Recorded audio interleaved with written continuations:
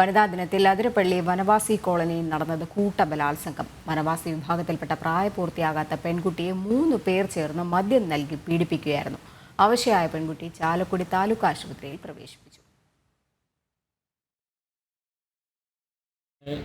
ഓട്ടോറിക്ഷക്കാര് പീഡിപ്പിച്ച്. അത് തളപ്പാറ ഓട്ടോറിക്ഷ. എപ്പോഴാണ് സംഭവം? അത് 2:30 ഇത് സംഭവിച്ചത്. ഇന്ന്.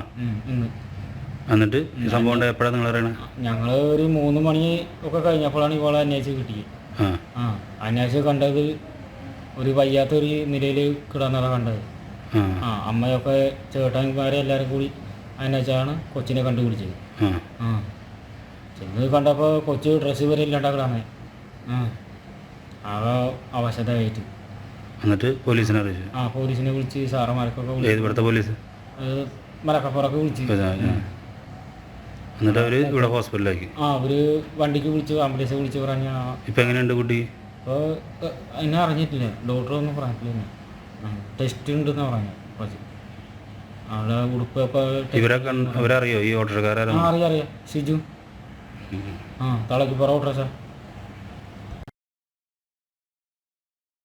ഒരു 17 വയസ്സ് പോലും തികയാത്തൊരു പെൺകുട്ടിയെ വളരെ ക്രൂരമായി പീഡിപ്പിച്ച് ഹോസ്പിറ്റലിൽ അഡ്മിറ്റ് ചെയ്തിരിക്കുകയാണ്.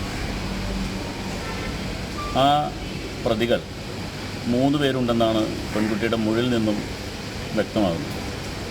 അതിലൊരാൾ അവിടുത്തെ പ്രാദേശികമായിട്ടുള്ള ഇടതുപക്ഷ പ്രസ്ഥാനത്തിൻ്റെ DYFI എന്ന് പറയുന്ന പ്രസ്ഥാനത്തിലെ ഒരു നേതാവാണെന്ന് നമുക്ക് ബോധ്യപ്പെട്ടിട്ടുണ്ട്.